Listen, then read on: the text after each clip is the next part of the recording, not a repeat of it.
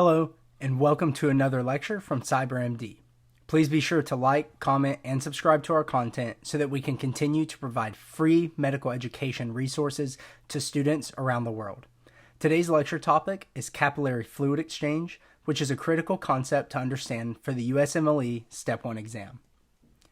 Capillary fluid exchange refers to the movement of fluid and solutes across the capillary walls between the blood and interstitial fluid.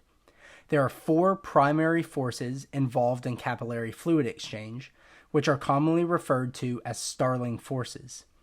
These are capillary hydrostatic pressure, interstitial hydrostatic pressure, plasma oncotic pressure, and interstitial fluid oncotic pressure. Capillary hydrostatic pressure is the pressure exerted by the blood in the capillary that tends to push fluid out of the capillary and into the interstitial space. Interstitial hydrostatic pressure is the pressure exerted by the interstitial fluid that tends to push fluid back into the capillary.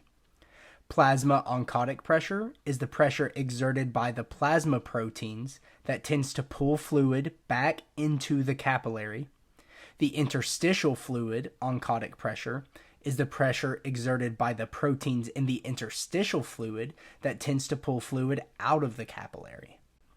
The net fluid flow equation can be used to calculate the direction and magnitude of fluid movement across the capillary wall. The equation is listed on the screen, where Kf represents the filtration coefficient, which is a measure of capillary permeability to fluid. The reflection coefficient, listed as sigma in the equation, is a measure of capillary permeability to proteins.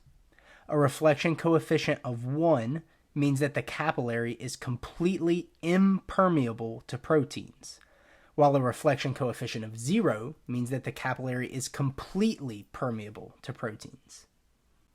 Edema is the accumulation of excess fluid in the interstitial space, and it can result from several different causes. These include increased capillary pressure, increased capillary permeability, increased interstitial fluid oncotic pressure, and decreased plasma proteins. These are all potential causes for edema. In conclusion, capillary fluid exchange is a complex process involving several different forces that can influence the movement of fluid and solutes across the capillary wall. Understanding these concepts is essential for the USMLE Step 1 exam.